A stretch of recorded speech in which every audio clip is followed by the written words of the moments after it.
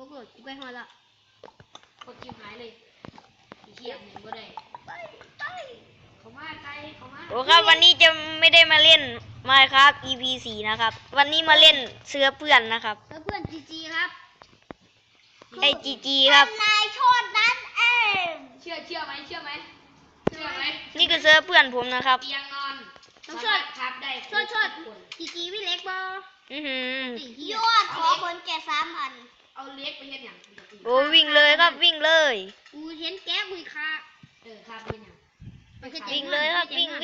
งโอ้ยมึงออกมาเบิ่งไหนเงี้ยกูก้อนเถอะเป็นยังไงออกมาเบิ่งนางข้าบ่ได้เฮ็ดเบิ่งไหนเงี้ยกูก้อนเป็นยังกูเบิ่งแล้วไอ้เหี้ยกูขอเตียงกลางเฮ้ยกูเอาเตียงเฮ้ยกูเอาอันเนี้ยกูเอานี่มันคือกันแล้วว่ากูนอนอยู่ในบ้านเฮ้ยเอาแพ้เอาเตียงนอนกูไปได้แล้วได้เวลาไปตัดไม้โอ้เจอชุกาเคนกูนอนไกลๆน่ะวิ่งไปเอาเลย let's go โอ้มีกันต้องได้ข้าวหมูซะแล้วใครเคยซ้ำกันคอมเอาบ่หาเขาให้ส่วนใครเล่นเกมแบบมูสิโอเคนี่เลือกเกมนี่เจ้าของเล่นเกมได้เนื้อหมูมาแล้ว1 อันได้เวลามาตัดไม้นี่ใครเนี่ยกินฟักทองอันนี้มึงคือบ่ไปเอาเอาไปเห็นอย่างเอามาปลูกฟักทองเห็นบ่วะใส่หัวเดี๋ยวชั่วเถอะเอาไปเฮ็ดไผ่เนี่ยล่ะใส่อย่างแมวให้เสียไม่ได้เขาไม่ต้องการกูต้องการใส่หัวฟักทองไอ้พี่ฟักกูต้องการ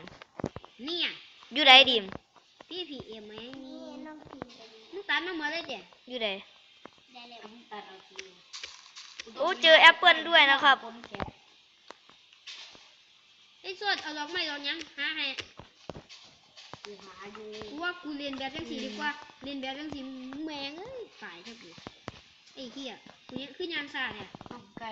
กูลืมไปกูตกใจเลยพ่อหลวงช่วยผมด้วยผมกราบเลยได้เวลาตัดไม้ได้เวลาตายของกูไก่บางตัวจะไปยุ่งกับไก่กูต้องกินอาหารแล้วกูตายไก่กูว่ากูฆ่าหมูทำไมแหลกจังวะทำไมแหลกจังไอ้เหี้ยนี่นะไอ้ซับไก่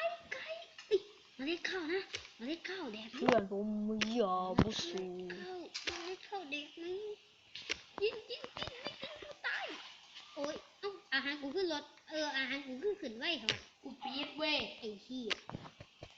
กินได้อีกปี๊ดมันโคตรสลาดแม่งโคตรสลาดเลยกูแม่งโคตรชัวแม่งตัดไม้ตัดมาเพลิมาตีก็กลัวนี่กูได้มีดหมอเดี๋ยวกูจะว่าโคตรเจ็บคือให้ทุบบอกว่าไงบอกแดงโอ้เหี้ยก็คือทำลายสิ่งเขามาเลยนะบอกไอ้แมวแกเขามาสิมัดเลยโอ้ผมไอ้พ่อน้องโตกับพ่อขนาดเห็นตัวนึงน่ะดีบุกไก่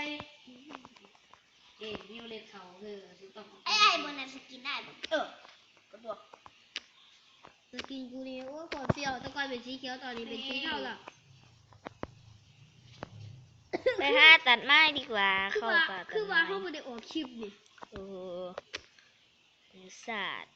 อยากเล่นน้องสีน้องสีเอาสีได้ล่ะสีขาวสีแดง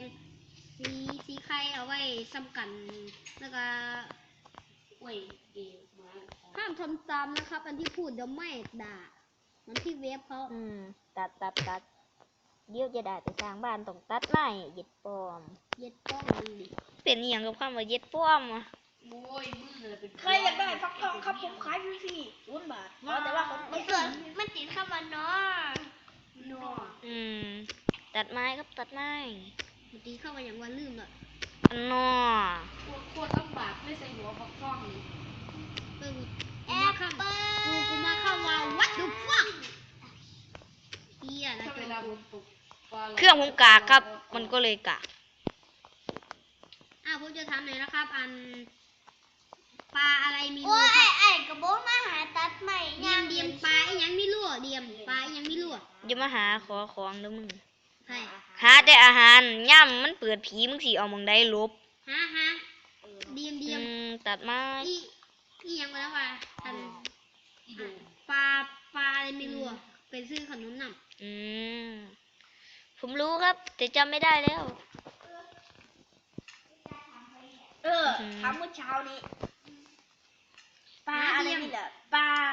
ทามบักโจก ให้จำแพ้ ปลาโรอะไรนี่แหละ เป็นซื้อขนม ให้จำประเด็นนี้อ่ะ โอ้วิ่ง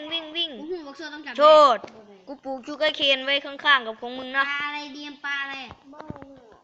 ย่อมไป โทษกูปลูกแล้วนะ ย่อมแพ้ย่อมปลอม ยอมแพ้ ปลาปีก้า พี่โยดแกหน่อยออกมา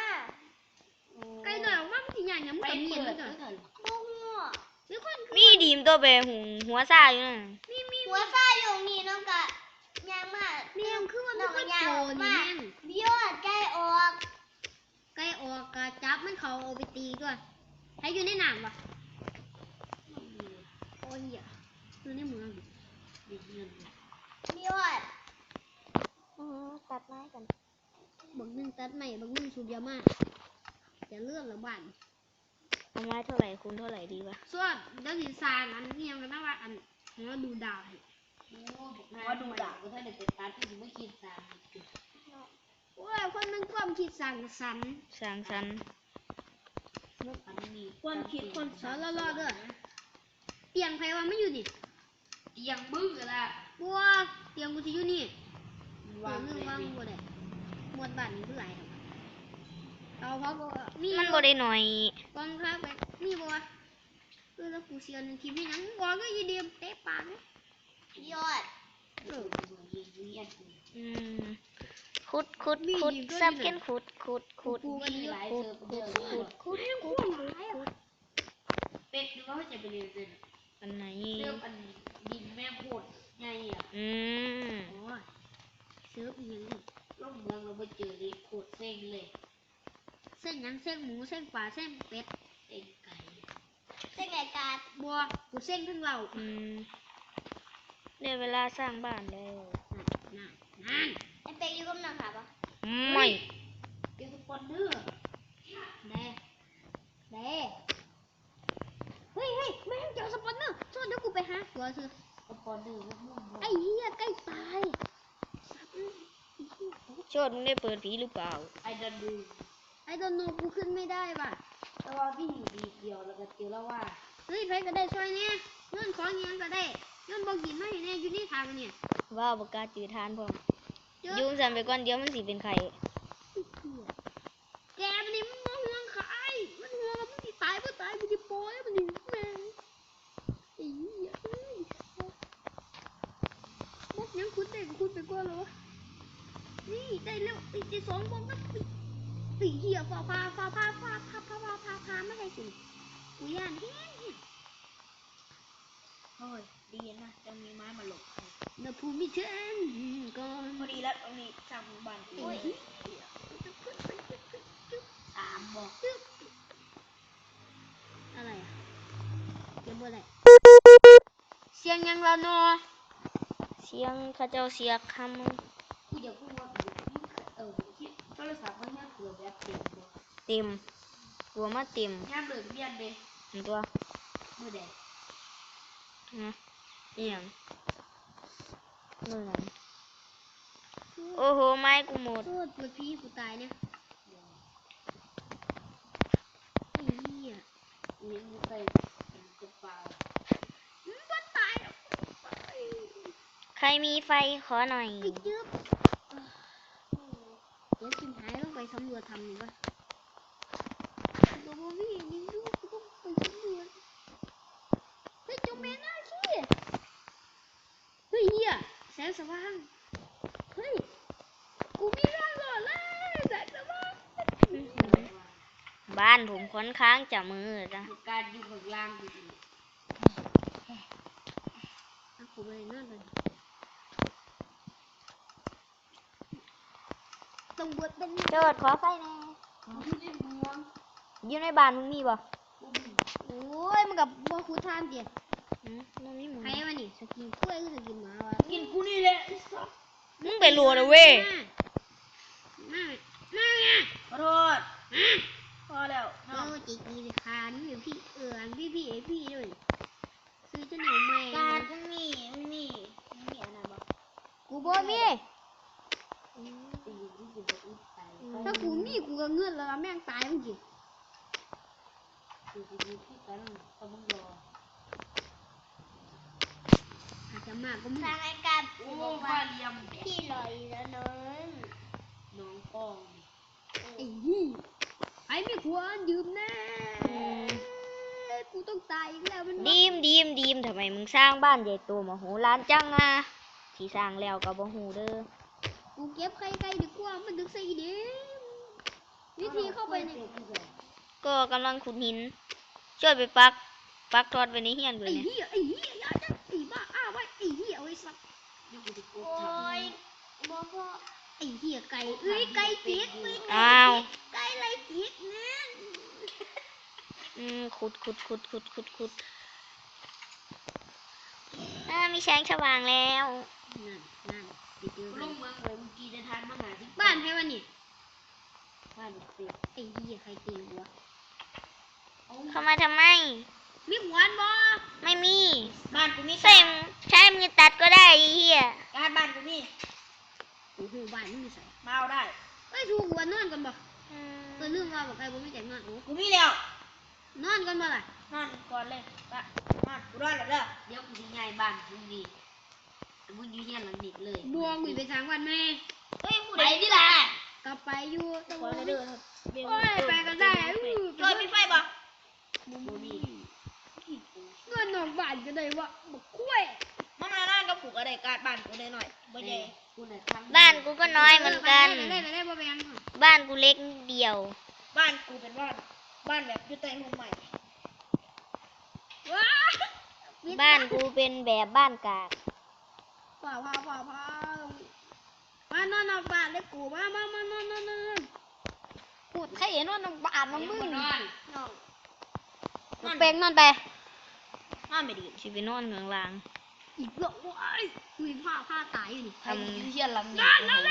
นอน กูขอ เร็วนอนก่อน กูนอนหรอกนอนไม่ดี ทางวันขึ้นทำไมวะ เดี๋ยวบอกเ เร็ว เต้ถ้ามึงไปอยู่บ้าน นอนดู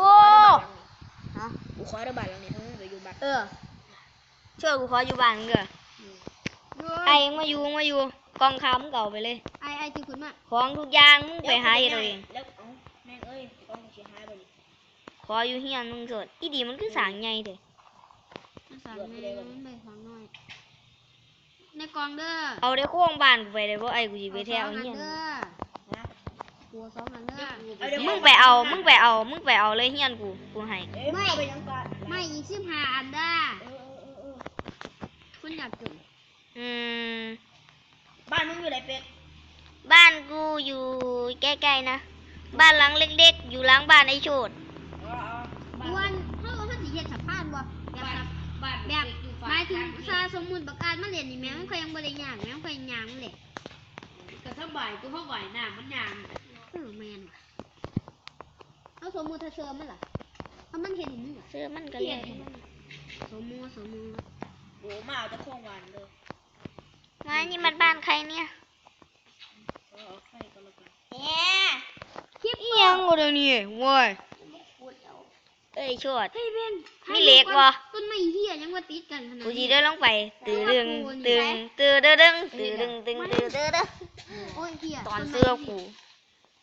ตอนเชื้อกูบ้านอีดีไม่เป็นจุนเลย ไอ้เปียกไปบังเซิร์ฟมึงล่ะมันอันยอดบ่ เอาไปแคทเลยเหรอ